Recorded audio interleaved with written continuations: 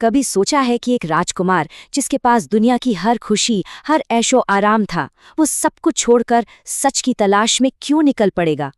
आज हम इसी असाधारण कहानी को जानेंगे। ये कहानी है गौतम बुद्ध की और उस रास्ते की जिसने दुनिया भर में करोड़ों लोगों की जिंदगी बदल दी। और ये कोई छोटा मोटा सवाल नहीं है। एक राजकुमार जिसे हर सुख सुविधा मिली हो, वो अचानक सब कुछ त्याग दे? यही सवाल हमें बुद्ध के मन की गहराइयों में ले जाता है। और यहीं से उस खोज की शुरुआत होती है जिसने आगे चलकर इतिहास बदल दिया। तो चलिए बुद्ध के जीवन की एक झलक देखते हैं कुछ खास पड़ावों से। 563 ईसा पूर्व में उनका जन्म होता है। 29 साल की उम्र में वो घर बार छोड़ देते हैं, जिससे महान त्याग कहते हैं। 35 की उम्र में उन्हें बोधगया में ज्ञान मिलता है और 80 साल की उम्र में कुशीनगर में उनका महापरिनिर्वाण होता है। आइए इस पूरी यात्रा को थोड़ा और करीब से देखते हैं। तो हमारी कहानी का पहला पड़ाव, एक राजकुमार के बुद्ध बनने का सफर। ये एक ऐसे बदलाव की कहानी है जिसकी किसी ने कल्पना भी नहीं की थी। जरा सोच कर देखिए, एक राजकुमार जिसने 29 सालों तक सिर्फ महल की खूबसूरती और जवानी देखी हो, फिर एक दिन जब वो महल से बाहर निकलते हैं तो पहली बार एक बूढ़े, जोखे हुए कमजोर इंसान को देखते हैं। सिद्धार्थ के लिए ये एक बहुत बड़ा झटका था। उन्हें पहली बार एहसास हुआ कि ये जवानी, ये ताकत हमेशा नहीं रहती। अभी वो इस झटके से उभरे भी नहीं थे कि उनकी नज़र एक बीमार आदमी पर पड़ी। वो दर्द से तड़प रहा था। ये दूसरा मंजर उनके मन में और भी गहरे सवाल छोड़ गया। क्या जिंदगी का मतलब सिर्फ दुख और पीड़ा ही है? उनकी बेचैनी अब बढ़ने लगी थी। और फिर उन्होंने वो तीसरा दृश्य देखा जिसने उन्हें अंदर तक हिला दिया। एक शव यात्रा, बुढ़ापा, बीमारी और अब मौत। उन्हें ये समझ आ गया कि कोई भी, चाहे वो राजा हो या गरीब, इस सच्चाई से भाग नहीं सकता। उनका वो आरामदायक, सुरक्षित संसार मानो बिखर रहा था।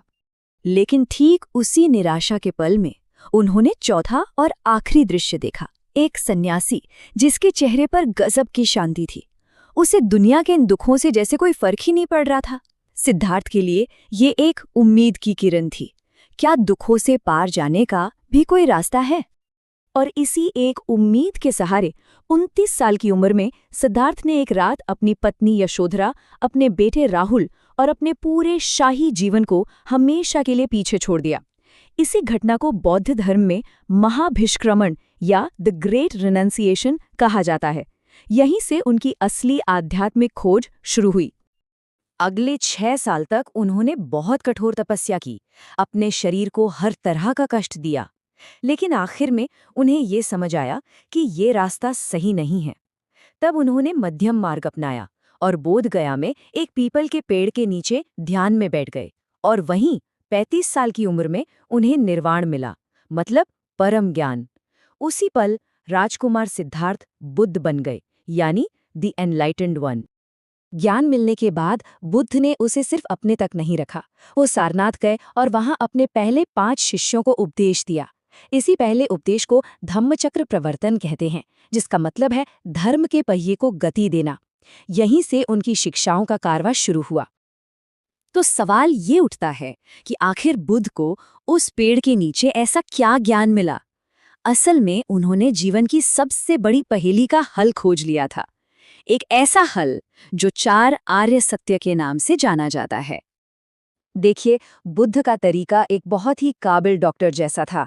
सबसे पहले उन्होंने बीमारी का पता लगाया, जीवन में दुख है, यानी दुख है। फिर उन्होंने बीमारी का कारण बताया, हमारी इच्छाएं, हमारी चाहतें, जिसे तृष्णा कहते हैं। इसके बाद उन्होंने ये यकीन दिलाया कि इलाज मुमकिन है। इन इच्छाओं को खत्म करके दुख का अंत किया जा सकता है, जिसे निरोध कहा। और आखिर में उन्होंने दवा दी, अष्टांगिक मार्ग, यानी वो प्रैक्टिकल रास्ता जिस पर चलकर इलाज हो सकता है। तो ये अष्टांगिक मार्ग आखिर है क्या? ये मुक्ति पाने के लिए बुद्ध का बताया हुआ एक प्रैक्टिकल गाइड है, एक नैतिक कंपास है। इस रास्ते के 3 मेन हिस्से हैं। पहला है प्रज्ञा, यानी सही समझ, जो हमें दुनिया को वैसे देखने में मदद करती है जैसी वो असल में है।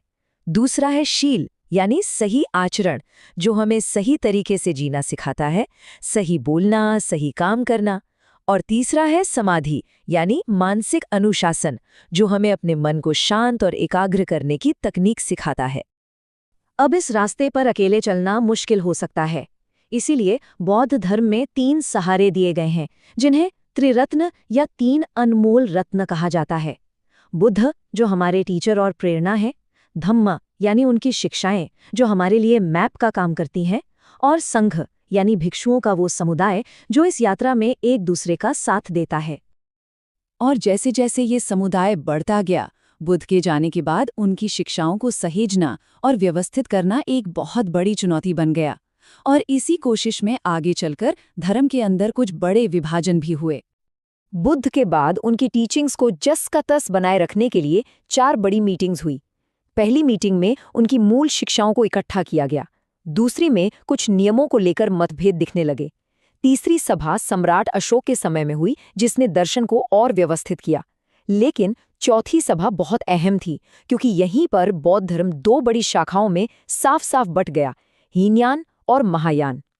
तो ये हीनयान और महायान, आखिर इनमें फर्क क्या था? इसे ऐसे समझिए, हीनयान शाखा बुद्ध की मूल शिक्षाओं पर टिकी रही। उनका लक्ष्य था खुद की मुक्ति, यानी अरहत बनना। वो बुद्ध को एक महान गुरु मानते थे, भगवान नहीं। वहीं महायान शाखा का लक्ष्य और भी बड़ा था, बोधिसत्व बनकर दुनिया के हर प्राणी को ज्ञान दिलाने में मदद करना। और इसके लिए उन्होंने बुद्ध को एक दैवीय रूप में देखना शुरू कर दिया। इन सब डिविजन्स के बावजूद बुद्ध की जो असली विरासत है, वो उनकी शिक्षाओं में आज भी जिंदा है। और ये शिक्षाएं रखी गई हैं पवित्र ग्रंथों में, जिन्हें हम त्रिपिटक कहते हैं। त्रिपिटक, इसका मतलब ही है 3 टोकरियां, और ये असल में ज्ञान की 3 अलग अलग टोकरियां हैं। पहली विनय पिटक, इसमें भिक्षुओं के लिए नियम कानून है। दूसरी सुत्त पिटक, इसमें बुद्ध के अपने उपदेश हैं। और तीसरी अभिधम्म पिटक, इसमें उनके दर्शन की गहरी फिलॉसफी है। सबसे खास बात ये थी कि ये सब पाली भाषा में लिखा गया था, ताकि आम लोग भी इसे पढ़ और समझ सकें। और फिर सम्राट अशोक जैसे बड़े राजाओं का साथ मिलने से बुद्ध का ये मैसेज भारत की सीमाओं को लांघ गया। ये श्रीलंका, सेंट्रल एशिया और दक्षिण पूर्व एशिया तक पहुंचा, और देखते ही देखते एक भारतीय दर्शन से एक विश्व धर्म बन गया। और आखिर में ये हमें एक बहुत गहरे सवाल पर लाकर छोड़ता है। 2500 साल बाद भी एक इंसान की बातें आज भी दुनिया भर के करोड़ों लोगों को अपनी ओर क्यों खींचती हैं? शायद इसलिए क्योंकि वो इंसानियत की सबसे बुनियादी खोज का जवाब देती हैं, दुख से छुटकारा पाने और सच्ची शांति की खोज। और ये एक ऐसी खोज है जो आज भी उतनी ही सच्ची है जितनी बुद्ध के समय में थी।